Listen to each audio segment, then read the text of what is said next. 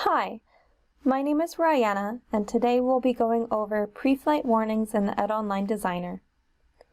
You might notice yellow warning triangles with an exclamation point in the center on the bottom corner of some of your images and text boxes, or you might notice that you get a warning when you go to save your page.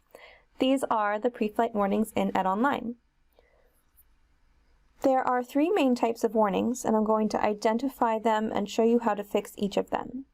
The first kind is text and overflow. When you click on a warning from the document warnings, you'll actually select the object in question.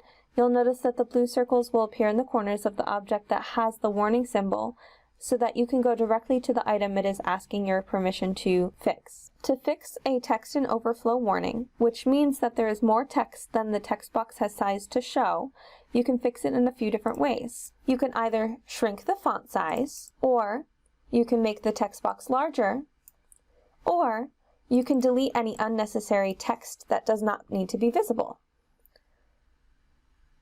And the text and overflow warning is now resolved. The second type of pre-flight warning is fit to frame. Fit to frame means that the object in the frame does not fit the proper way. In this case, there is a gap between the edge of the picture and the edge of the frame, causing some of the background to show through. To fix this type of warning, we will crop the image. Once we crop the image, there should no longer be a gap between the edge of the picture and the edge of the frame, which will allow us to save the page and no longer have any document warnings. However, you may notice that there is a small yellow triangle warning on this particular picture. That means that this image is low resolution. Our system will not always bring low resolution images to your attention. However, if you see the yellow triangle, I would recommend looking into it. To check the DPI, or dots per inch reading on a particular image, make sure you have the Photo Settings tab, Advanced menu open on the right side of your designer. The DPI warning will be in parentheses in the lower right corner.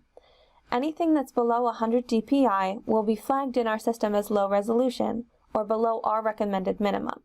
It is up to you whether you would like to replace the object, shrink it so that the DPI reading actually increases, or find a different solution. Once you shrink the image so that it goes above 100 DPI, you will get rid of that warning. If you have any other kinds of questions about pre-flight warnings, or if you want any further information, don't hesitate to watch other help videos or reach out to our tech support. Have a great day!